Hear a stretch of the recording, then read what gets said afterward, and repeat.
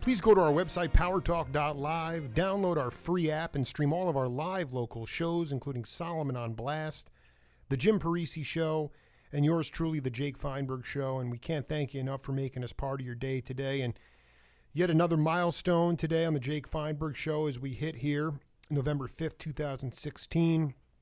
I've been tracking this cat for quite a while. After my relentless pursuit of percussion and rhythm, trying to break down the roots of rhythm going all the way back to diaspora.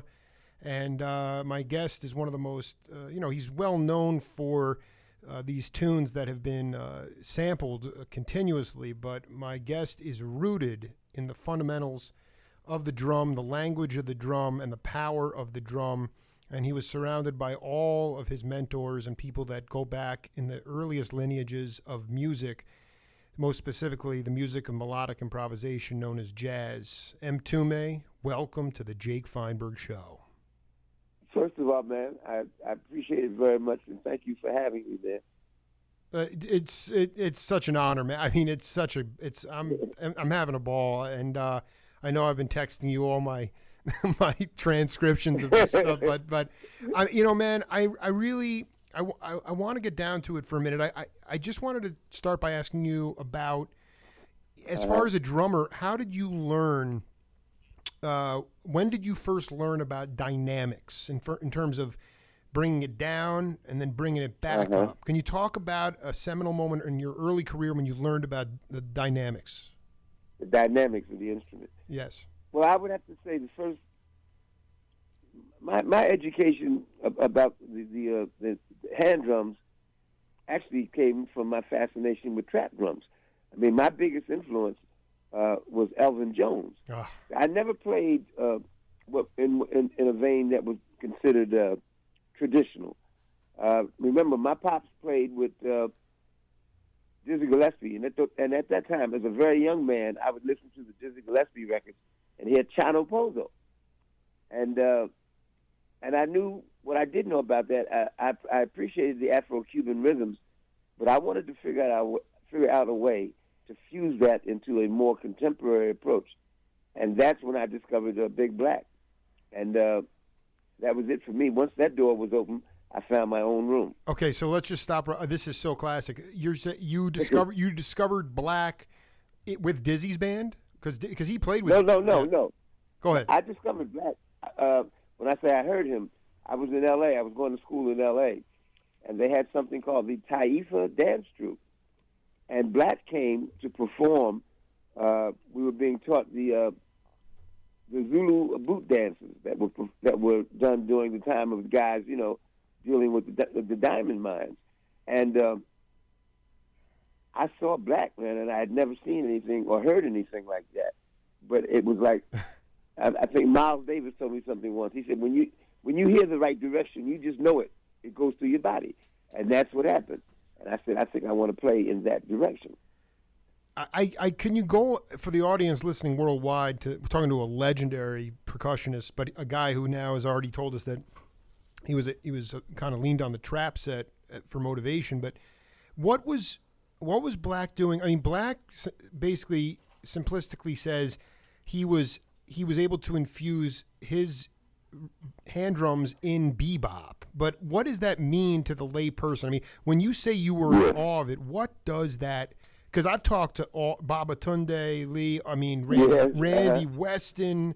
Larry McDonald wound up on a mountaintop in the Caribbean, and there's Black with the goat skin congas. It's like, I mean, dude, the guy. Black and I have been around done a few rodeos ourselves, but I mean, the dude, But I mean, talk to. What were you seeing specifically that was different from, let's say, Chano Pozo or Francisco Agobela or Armando Peraza? What was Black doing? Right. Well, first of all, Black was doing exactly what he told you. He was fusing bebop but fusing bebop through the medium of the hand drum in a way that no one had done it before. Now, I think the best way for me to help your audience understand, just how dynamic this was, most conga players, if we're going 4/4, 1, 2, 2, 2, 2, 2, 2, 2. Conga players would go boom, boom, bop, boom, boom, bop. You know that thing that they would do. Absolutely. Black would change it all up, and so it'd be boom, bop, bop, doop, doop, bop, boom, doop, doop, bop, and it'd be melodic and broken, and it was just a much hipper, more melodic way. And I was always a big student of in terms of influence of, like I said, when we talk about my mind. No, I love it. We're talking about Black. Yeah, Elvin Jones. Yeah, Elvin Jones, and I also was very influenced by the technique of Tony Williams. Elvin Jones had me because I wanted to study how Elvin fused it so easily with Coltrane, how they could play through these different melodies, you know what I mean, and these different time signatures. And no matter where Elvin went, he would always find where one was, you know what I mean? And it's like, and sometimes I sit listening to some of those records and I say, wait a minute, I know he don't know where he's at, you know? And Elvin would do something like, blah, blah, blah, blah, and it'd be right on the one. And I said, I want to learn how that. What it means basically is playing through the rhythms, playing through the time signature. Big Black fused the hand drum with jazz in a way that no one else did it. The closest thing I could think of to you, I mean, to simplify it without getting too complex. No, yeah, go ahead. But no, go. No. I mean, don't worry about going into the weeds. I mean, this is really what it's about. It's playing through the rhythms. Mtume, the concept of Elvin being able to know, it takes the group concept to know everybody has to be on that page. If you're going to lose the one, you got to know where the one is. I mean, that's what, ultimately, I mean, that to me is the most scintillating part of music, and everything is so rooted in 4/4 now, and you always hear cats saying, "Where's the one? Where's the one?" I mean, James Jamerson used to say any note can be the one. They're all ones. They're all ones. Yeah, can you 1, 1, 1, 1, 1? Yeah, what do you want to divide it? That's what counts. You know what I mean? What's funny is I'm just learning to play like a snare drum with a couple of older graybeards. I'm having a ball just playing like rock tunes, and I'm like. And I'm telling these guys, any note can be the one. They're like, you can't say that until you can play a regular 2/4 beat. They're just insecure about it. But it's like this to me. This is like, dude. I mean, how intoxicating is it to be able to lay the patterns, play the rhythms, but really, in the group context, being able to go out and improvise and know that you all are going to have the signposts to know to come back to the one. I mean, I want you to. This is so important. That's a great question. And let me tell you where I learned it completely and unadulterated. My 5 years with Miles Davis. Every night we go somewhere. And every night you didn't necessarily get to where you were going. but at least you knew what direction you were trying to go down that road. What I learned from Miles was, at its highest point, time is completely irrelevant. And when I say this, that might sound like a contradiction to the music students that you have on your show. But when I say irrelevant, you can make anything fit if you know what you're doing. It's not knowing what you're doing that causes people to stumble. But when you know you're playing in 6/4, my whole thing was superimposing time signatures. Like a lot of times the band would be in a 4/4 rhythm. I might play 7/4 against that. I dig. 11/8. I dig. You superimpose time signatures, man. That's like the glorification of complexity. You know what I mean? It's like that's really where that. So when you know where you're going, any road will get you there. You dig? I dig, but I'm a non-musician, even though my show tends to wind up in the theory. So what do you need to know in order for time to be irrelevant? What are the most important rudiments? Well, actually, all I did was bring more context to what you just said. Everyone is one. So we either say 1, 2, 1, 1, 1, 1, 1, 1, or you say 1, 2, 3, 4, 1, 2, 3, 4, 1, 2, 3, 4, 5, 6, 1, 2, 3. You see, that's just the particular beat that we choose to emphasize. But every beat is one. What do you want to choose? You want to choose 4, you want to choose 6, you want to choose 8, they're all one. All right, here's the macro question for you, is that how come, is that because in today's society, is it because of automation? Is it because of we have less group bands together? Is why do we have the electronicization? Why have we gotten away from this concept of every note can be the one? Because there's very little exploration. Remember, that period of music, man. The one thing that you had to have, everybody had to have one thing: your own sound. I love it, man. Okay. Oh. And if you didn't have your own sound, what are you doing? You know what I mean? Exactly. I mean, in today's world, young cats go to school to study John Coltrane's solo on my Love Supreme. I don't care about that. That doesn't tell me anything about you. It tells me you can play John Coltrane, or you go to school. These schools that just teach. They just teach how to copy something. I call it tracing paper. You know how you get tracing paper and you draw the thing. Absolutely. And it's a lot of it is tracing paper music. Now I don't take away the skill that a musician has to have to even learn those complex things. But the bottom line is today, individuality is not taught. Back in the day, that was not only taught, that was required. It was totally required, Mtume. And here's the thing, because I'm not glorifying my past. I was born 4 years after you started with Miles. I missed the boat. But what do you do with if you have students or people you're with, you're talking to the world right now, for people that are dying to say, okay, I'm done transcribing some polyrhythms from Elvin Jones. I can feel my own individual. What are the tenets? How do people branch out if they are only within the four walls of academia? What is your advice to them about developing their own sound? Do more work outside of academia. but where are the venues, man? You're just talking about setting up on the street corner because there's no gigs anymore. It's pay to play. It's bullshit. Look, that may sound funny, man. Yeah. That's how the fuck excuse me. It's all right. That's how I started. I played on the beaches in California. Well, let's just break that down. Explain what is Southern Cal? I mean, I didn't even know you were out in California. Southern Cal, yeah. I went to college in California.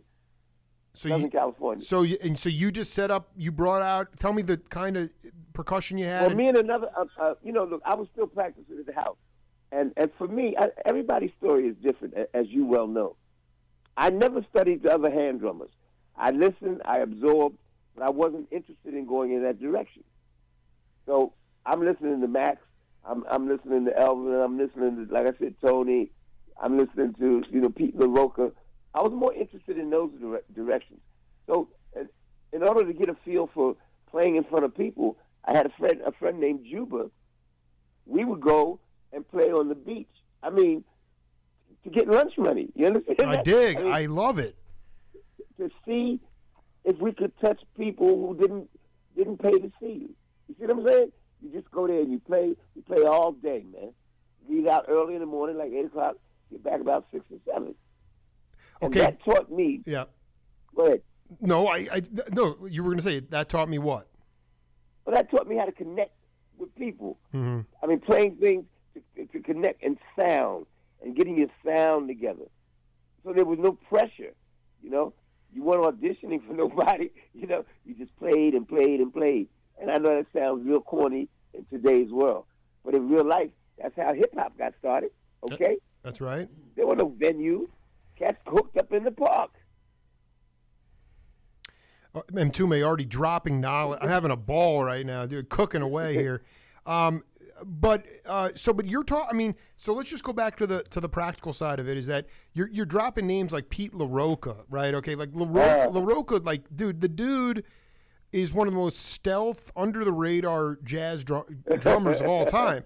Okay, so your advice, but you had to seek that stuff out. I mean, obviously your dad, Jimmy you had plenty of support, but so what you're saying to the general population right now is seek out individualistic percussion drummers, and then Right.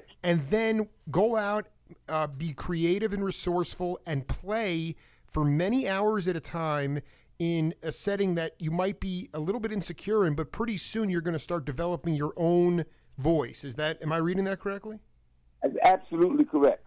I mean, look, I had several wonderful lessons from Miles.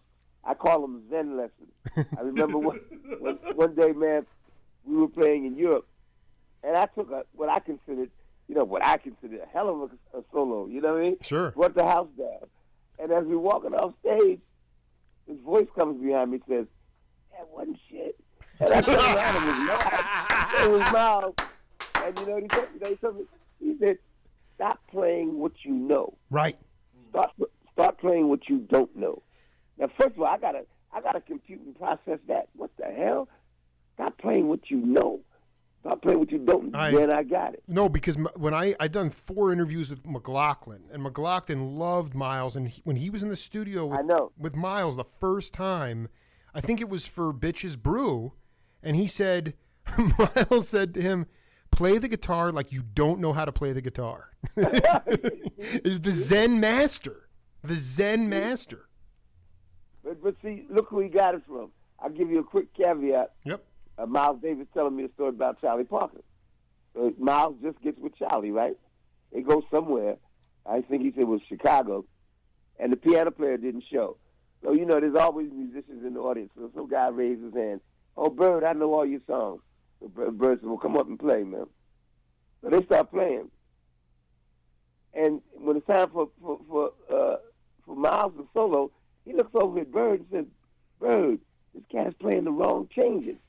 And he said, Bird looked at him and said, "We'll play him with him, and it won't be wrong." I mean, you can't even think that fast. In other words, if the cat's playing the wrong chord, you're supposed to be so slick, Juilliard. You play it with him, and it's right. Exactly. Wow. So that's the kind of school I came up in. Well, man. I want to read you I've been sending Mtume texts all week. I don't know exactly why I've been sending him certain things over this and that, but I wanted to read you this quote from the late, great Donald Bailey. It said, okay, this is my interview with him from a few years ago, rest in peace. And he said, "Jazz came out of European music and African rhythms, the way that they improvised. Let's say you're playing God Bless America. A jazz musician will give the tune some rhythm, some beats, and change it around. They would write compositions around these songs. You might have 1,000 standard songs, but the jazz musician would make their own head. They would hide the heads, so you didn't really know what the song was unless you were really listening to the heads that they played." You know what I'm saying? Blues, yeah. I mean, that's what he said to me. Blues music Blues music has a certain structure. Instead of following that, the jazz musician would write their own compositions around the chords. And I just wanted, because we talk about these, it went from the swing bands to bebop, post-bop, fusion, all this. I mean, can you talk about that idea of, how crafty the musicians that you were around were, where they would make their own heads? Can you talk about that? Yeah. Well, I can talk about that actually from a whole nother set of circumstances. Do it. I'm also a keyboard player. Okay, so I hear melodies in terms of like the percussion part, and I also hear the melodic part. That's why, like, as a songwriter, I was so funny. A guy asked me one day. He asked me, how did you write Juicy Fruit? And the closer I get to you on the drums, I said, well, no, I play keyboard. I mean, so I have a particular understanding of both things. How to hide the head and superimpose the time signature, and attack songs from different points of view, man. But I understand perfectly what he's telling you, man. I guess the other thing I wanted to touch on was the idea of how when did you start really first playing with your dad and Tootie? I mean, would you be working at the trap set originally? I mean, I just would like to go back. I never played the traps. I just studied them off of records. I always just wanted to play the congas. I never wanted to play the traps, but I wanted to play the traps conceptually. Like my left hand would be my foot. You see what I'm saying? I dig. Because I had which I set up the way Big Black did. Tumba on the bottom, kunga, and the quinto on top.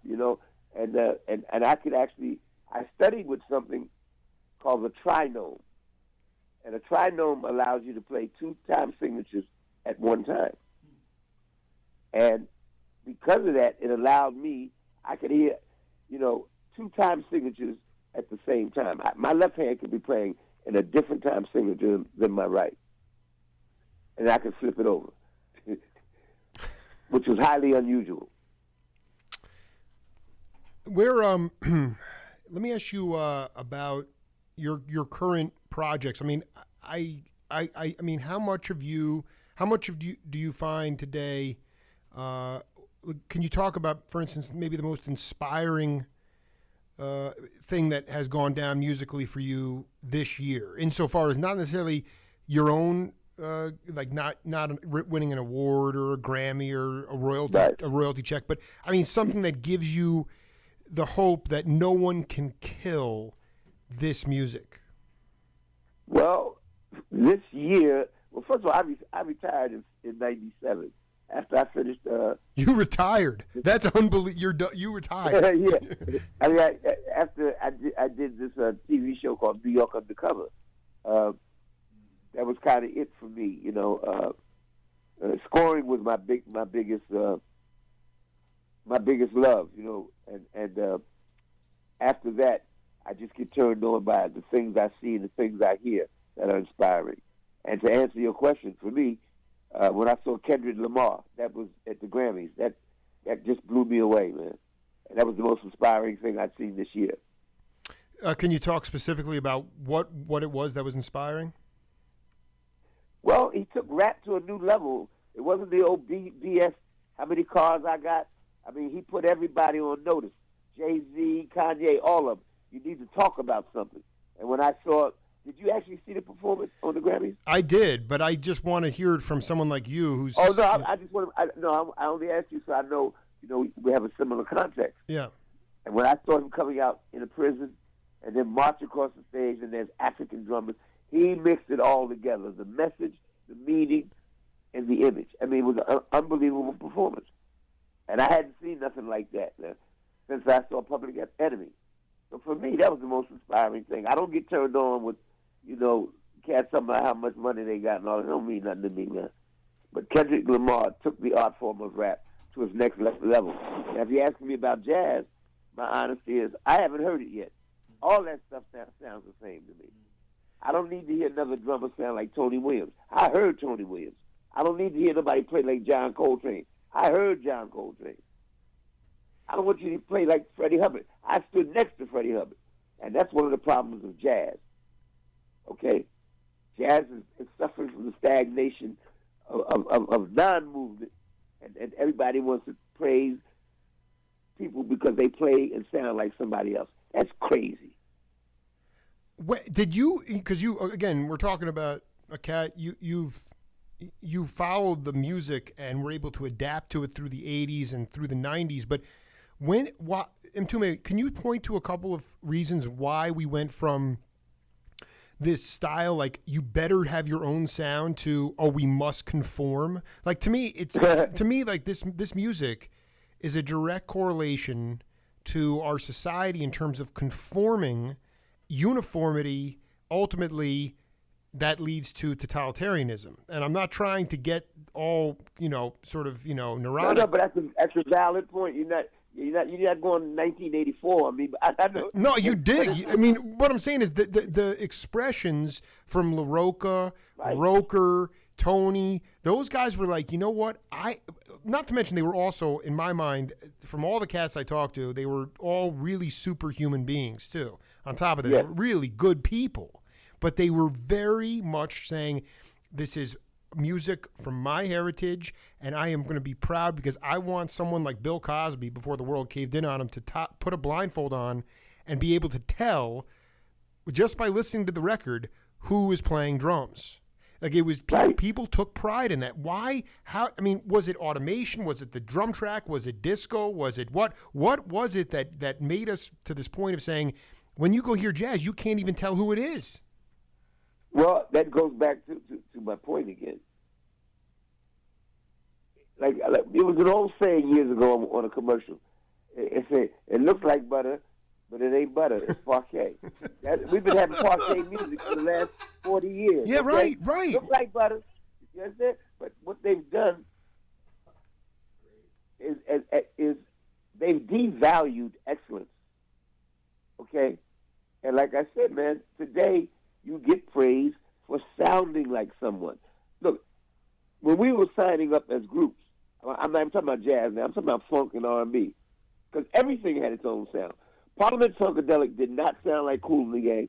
Kool and the Gang did not sound like Slave. Slave did not sound like the Commodores. Commodores did not sound like Rufus.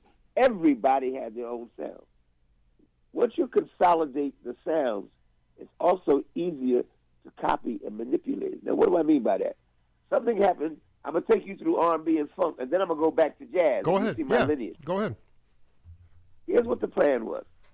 Take every lead singer, take them out of the group, and that group dies. You give them a solo deal. Now, here's my first example. You remember a group called the Jackson 5? Yep. Take the lead singer, what happened? Group died. You remember a group called the Supremes? Take the lead singer out, the group died.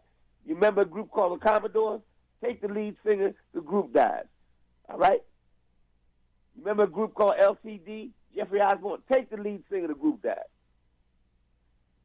And they did that with every black group. But conversely, every white group, you can take the lead singer, but the group didn't die. I can take Genesis. I'll take the lead singer. The group didn't die.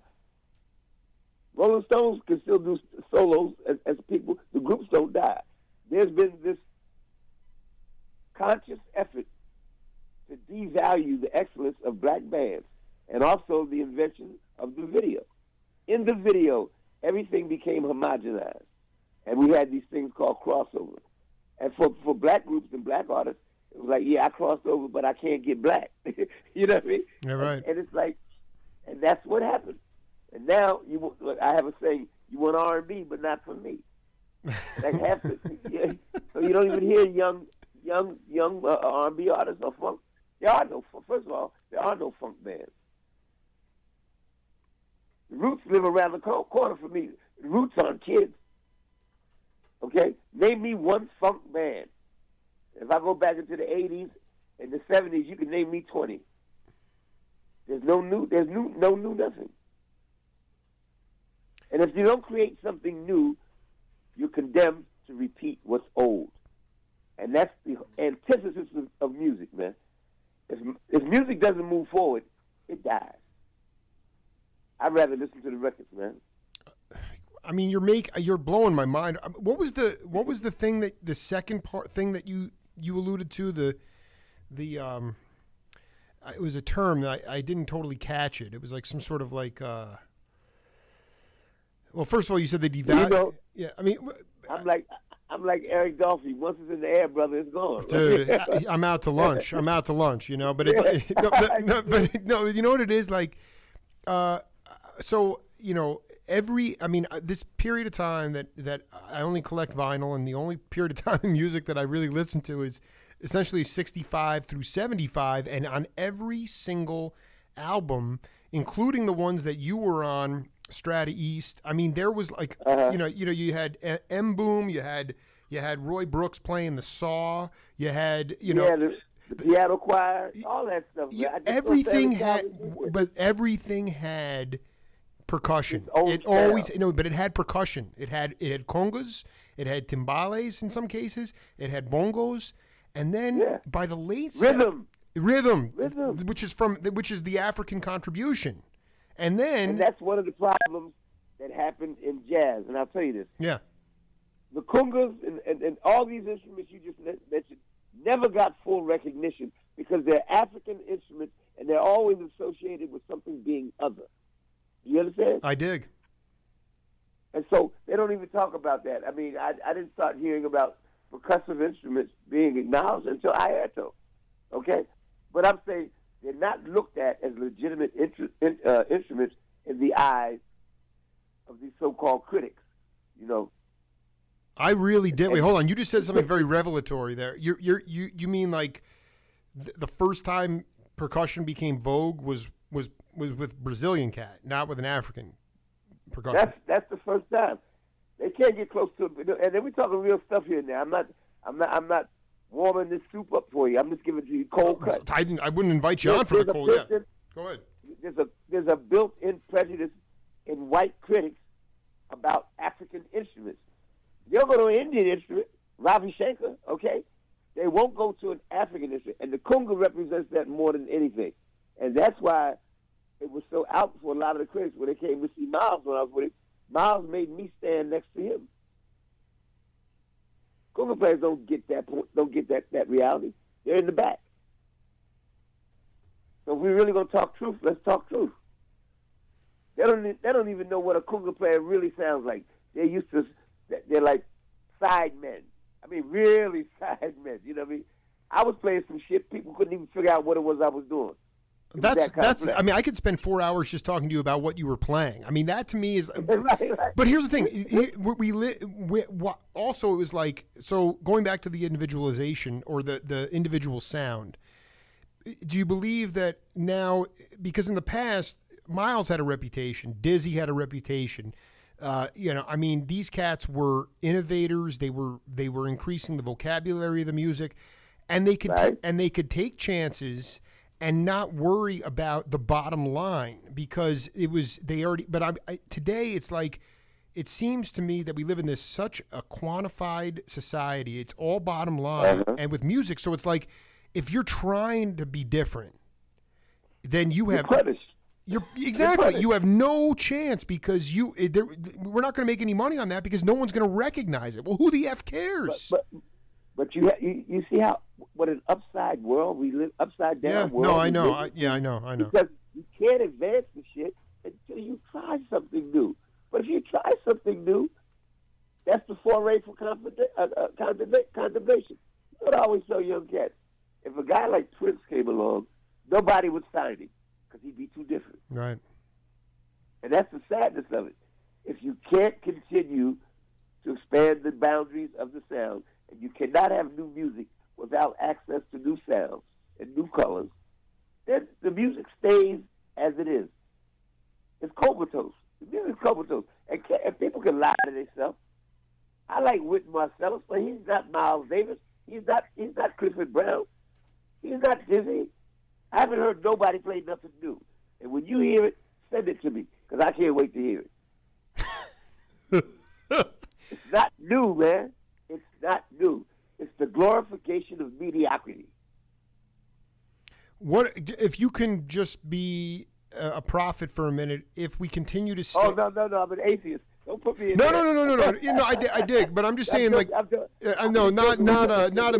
in the spiritual sense, but I mean, like, you don't worry about that. I'm saying, like, you look down the road, if we continue to head down this road of homogenization, conformity, and the glorification of mediocrity, can you go back in history and point to another time when we dealt with this, or are we in uncharted waters? Because it feels to me like you walked away from the music business, you retired rather, and I just had not heard any new vocabulary in years, and I'm wondering if you could point back to a time in history, even going back to years and years. I mean, have we ever faced this kind of drought before? You know what? There's always drought. Every musical genre moves to the phase where it is absolutely new, it's absolutely distinctive, and then at some point it becomes absolutely boring because everybody does the same thing. Then somebody comes along and says, hey, let's do it this way. And all of a sudden, I mean, look, Bebop was getting boring to me, but my uncle took me when I was 15 years old to hear this guy, Arnett Coleman, okay? And I said, oh, there is a new direction. There's always a new direction, but what I'm telling you, I've never been as scared as I am now that I don't know what no new direction is. I can't even imagine it. That's what's so scary. Yeah. Because first of all, maybe the new direction is we have to have new instruments. There has to be new instruments. All these fucking excuse me. It's all right. No, it's fine. It's fine. It's fine. Y'all can edit that shit out. Yeah. It's like, man, the trumpet is 300-400 years old. The bass is 400 years old. The 440 tempered scale piano is. We're talking about all the instruments, man, we play are hundreds of years old. And it's like, that makes no sense to me, man. It's like, I'm sure there was a guy who rented horse and buggies, and he had the best horse and buggies in the world. Okay, somebody came along with a car. I mean, so you don't need a horse and a buggy. You and I started off writing with a pencil and paper. Then we went, I tell people, maybe we migrated to a typewriter. Now everybody uses a computer. You always have the next thing. My thing is, I do believe we're now finally challenged to have new sound because we're now challenged by the very instruments we've been using for hundreds of years. Don't you feel the technology has in some ways inhibited creativity too? I mean, I sent you that thing from Bill Connors where he was talking about I'm going to bring it up right now, but it's like he's talking about the sequencer. It took away job opportunities from percussionists. So it's like, there has been built-in technological advances, but the sequencer sampler, the keyboard players took over in the 70s and 80s. It became the keyboard player's domain. You didn't even need a trap drummer. So it's like the technology has almost hindered the humanity. I mean, ultimately, it's human connection. It's on the bandstand, and that. So, I mean, don't you think that, like we talk about the word processor to the typewriter to the computer, some of the technology, especially in that late 70s period, I mean, has it stepped on the toes of melodic invention? Well, I believe in technology. How else do you advance? What's the vaccine? Stops people from dying. You fly in an airplane, don't you? You don't walk. Okay, so let's not get too self-righteous, man. Yeah. We all need technology. Right. We all need technology, man. It's just how it's used. And I'm saying now we may have a disagreement on how it's utilized and in whose hands it's in. I believe it. I believe in cloning. I'm into all that, man. It's advancement for human beings. So why shouldn't music be part of humanity? You don't use candles. You actually use a light bulb, don't you? Sure do. I use light bulbs. Yeah, that's technology. So it's like we can't get mad at technology on one hand and then excuse music for sounding the same. But what I'm advancing you an idea that nobody talks about. I think it's instruments, maybe these very instruments that we use have fallen victim, Jurassic instruments, okay? Jurassic instrument. This is so phenomenal. This is phenomenal. I mean, Dizzy was bending the trumpet up a certain way, and I know, and there were cats that were, can you go back? Like, were you studying under Charles Lloyd and those cats in Southern Cat? Like, who were you? No, I was studying them. Right. But you said you were going to school out there. Yeah, but I was on a swimming scholarship, man. So you weren't going, because I mean, when I talked to Charles Lloyd, when he went to Southern California, I mean, he said that Duke Ellington wasn't even talked about. I mean, this to me is also one of the things. I mean, I as a journalist, I just hope that if I was living in the early 60s, that I wouldn't have been writing about John Coltrane's music being hate music. I mean, this has been a battle and a struggle. That's cultural. Yeah. White guys, white critics heard it as hate music. You know what I mean? And you remember that famous interview that Coltrane did with Miles and Coltrane in Stockholm, and it's like a little 7-minute interview before the record starts with this journalist, Swedish journalist, and he talked about anger. He's talking to Coltrane. He said, no, man, I'm not playing anger. Not at all. Those are two different cultural views. But unfortunately, white critics always had more access to mass media than black critics did. The greatest black critic I knew was Leroy Jones, Amiri Baraka, when he wrote Blues People. And he said, if you want to know where black people are at any point in America, listen to the music of that time. And he's right. But the black point of view did not have as much public exposure as the white point of view. So you hear a guy like Coltrane, whoa, whoa, whoa. These cats thought it was anger. All he was trying to do was try to find another way, another sound. Talking to James Mtume here, just a legendary. I mean, do you find yourself, are you, no, I mean, I listen, I've been doing this for 5 years, man. I've been waiting to track you down forever. I mean, I'll tell you off air how it's a legendary story, how I even got your number, but it's like, the thing is that, it's like, when you talk, so let's go a step further. You talk about new instruments. I mean, yes. Are you can we talk about what that would look like? I mean, I would love to talk about just even going a step further and saying, well, let's start the process of even thinking about that, because everything's done. So everything is all, I mean, people are like, yo, I cut this track. Can you do a guitar solo and then email it to me? But like, what is that new instrument? What would that look like exactly? Look, man, I'm just the bearer of bad news. All right, I dig, man. You know what? I mean, we got to have, on the serious side, we've got to have engineers who are committed to that idea. We have become sonically lazy. Right. That's what's, look, the only cat that ever broke out of the box was Sunrise. The rest of us, I don't care what avenue we take, we're still in that box. Sunrise was the only one I ever heard that was just completely free. Him, Schoenberg would be another one. Stockhausen would be another. But I mean, I'm talking about the very instruments, man, and nobody's having that conversation. I'm not even talking about a damn guitar. Maybe it's a guitar. I don't know. Y'all motherfuckers, y'all laughing, yeah. Oh, yeah, we're having a ball. No, listen, I want you to think about this. We're going to put in a piece of music called "Name That Tune," and then and then we'll come back and we'll break it down. All right?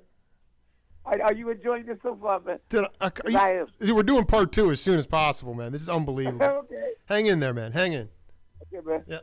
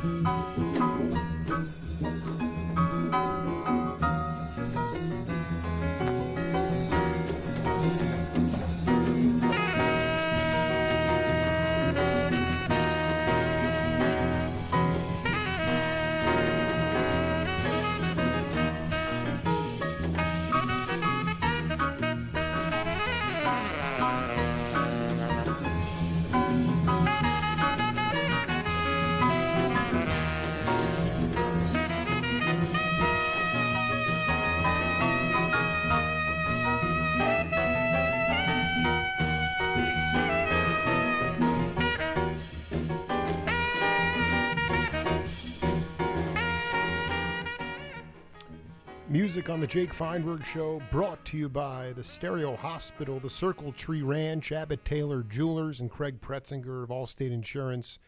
And we thank them for their support so we can play tunes like that for Mtume. All right, brother. what do you got? What do you think that is, brother? Al-Kabulan. Al-Kabulan.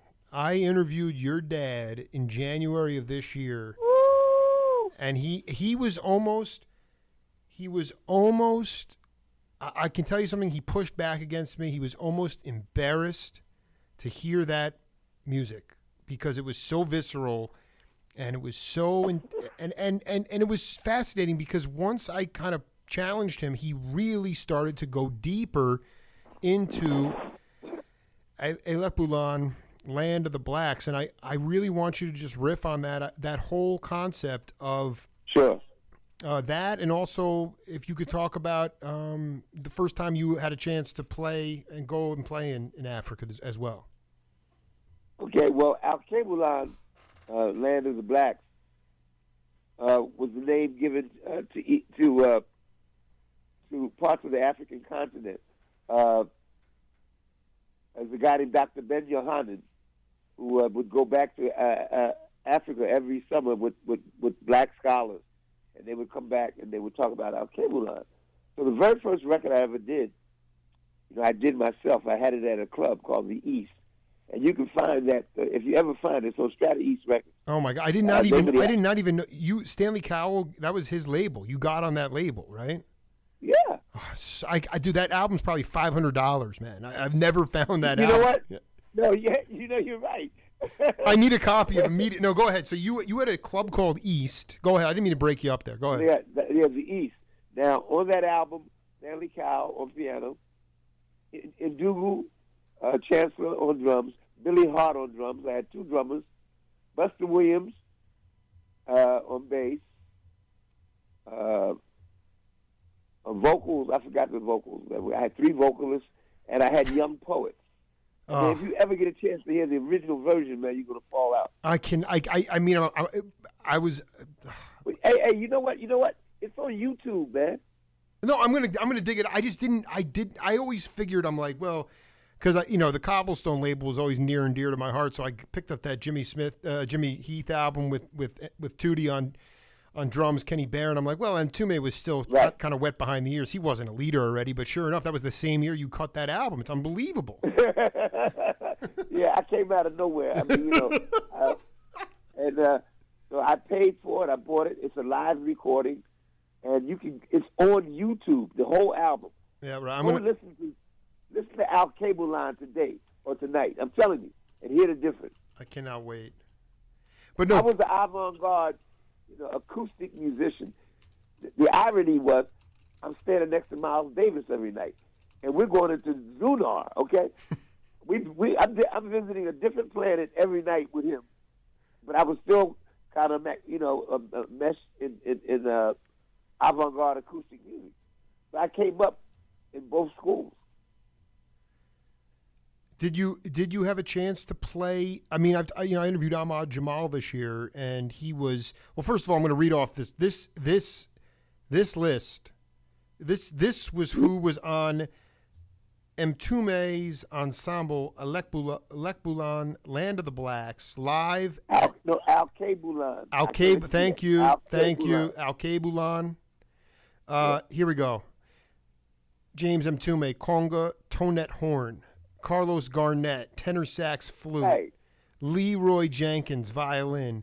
My boy Ndugu. How'd you get him from the West over on drums? And it says Ndugu. Yeah, we grew up together. You grew up with Ndugu? Ndugu lived around the corner from me in California, when I moved to California. Wait, hold on. But okay, we got to get into that. This is Bartz, my man Gary Bartz on alto soprano, Stanley Cowell, Buster Williams, Andy Bay.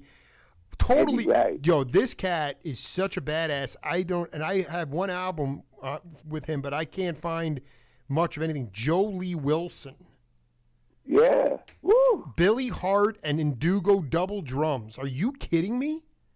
No, baby. I cannot wait. I'm going to be marinating in this for years, dude. This is unbelievable. So, I mean, Ahmad would not go. I mean, he did a lot of traveling and spoke eloquently about the first universities coming from Africa, so much of stuff coming from the motherland. He would never play in South Africa because of the apartheid. And I wanted to know if you had a chance, your first experience going and playing in the motherland. Well, I didn't. My first experience in the with the motherland, because I didn't go. Mm-hmm. I was listed the Umoja Ensemble was the group that did the Al-Cape. That was my group. The Umoja Ensemble, that means unity, was scheduled to play. You get this on the Rumble in the Jungle. Oh yeah, so it was the Soul Power one, yeah. Yeah, well, we were scheduled to be on that show. Miles booked some gigs in Europe, so I couldn't do it. Now, the next time I visit Africa, I go there for their 50th anniversary of their revolution in Ghana. I stayed a bit in Ghana. The next year, I made a chief. I was made a chief in Ghana, and right outside of Accra, and I've been going back and forth for the last 15 years. I don't want you to gloss over this.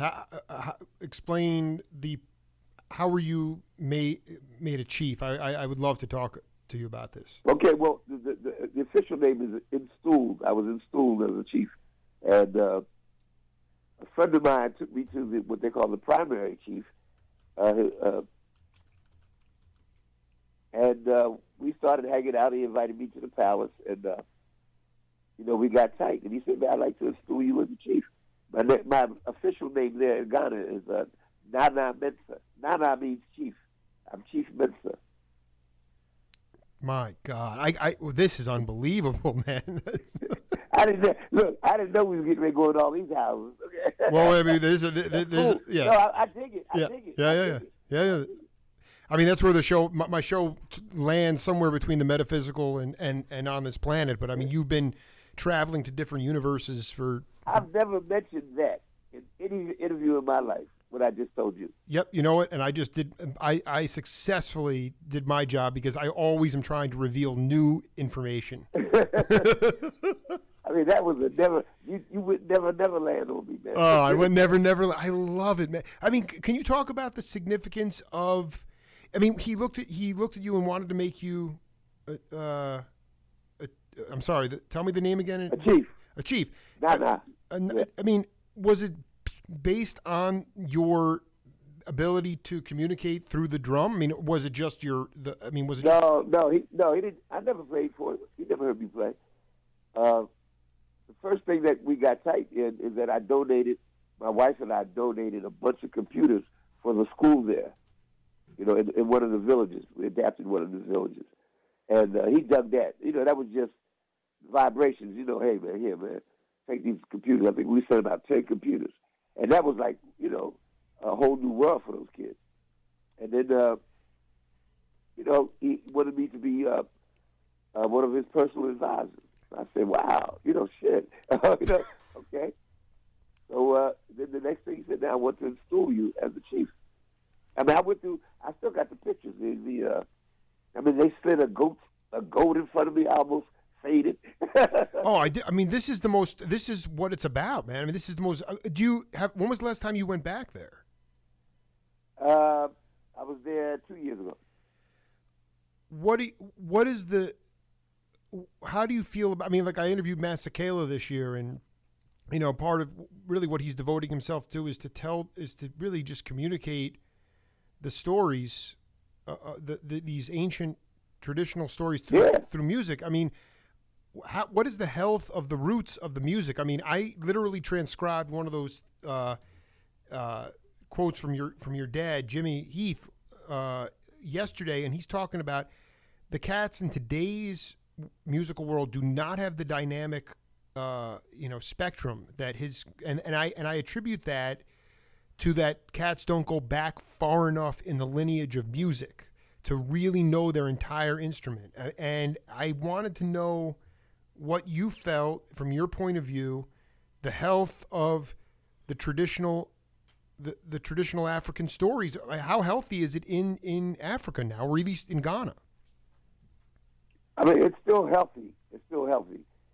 But, you know, that health is I mean, you see the changes coming. Look, I was just in my son and I were just in Cuba in May. Wow. And we were standing in the middle of the square.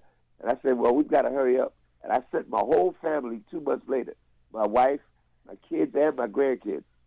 I said, I want y'all to check it out now before, you know, McDonald's gets there, you know. And, it'll be no longer a picture of Che. It'll be Ronald McDonald on the fucking cover, you know. So, absolutely. Absolutely. Yeah, I mean, you got to get there. Okay, well, Mtume, let's just, we made history today. I did my job. I got you talking about another world. Can we pick up part 2 in a couple weeks? Hey, man, is the Pope Catholic? Hey, love you, man. Love. It's so good to connect. Man, look, I would say this to you, and I just hate to blow up folks. This is one of the best interviews and fun interviews I've ever had, man. And I don't do interviews. I guess you know that by now. I just knew that it was. I mean, it was a long time. Yeah. You know what it is. It's about attitude and it's about enthusiasm. I just wanted to bring the thunder, man, and I'm just so pumped that that we were able to reach that get to that point, because I've been doing it for 5 years, man, and so you're part of the brotherhood. Yeah. So just much love. Yeah, but you ask intelligent questions. I get sick of interviewers who are dumbasses. You ask intelligent questions. Well, we'll have some more intelligent conversation soon, man. I'll get you a copy of this, and we'll. I would love to. Hey, man, the sooner the better. You got me before I drift out again. Okay? I'm not going to let you drift, bro. I'm going to get you back. Thanksgiving. All right, bro. Yeah, love always, man. Could I get a copy of this? Oh, dude, I'll send it to you tonight. Solid. All right, man. Yeah, love always. Peace. Peace and love. Peace and love. Later on. The great James Mtume joining us on the Jake Feinberg Show. We'll be right back with David Murray.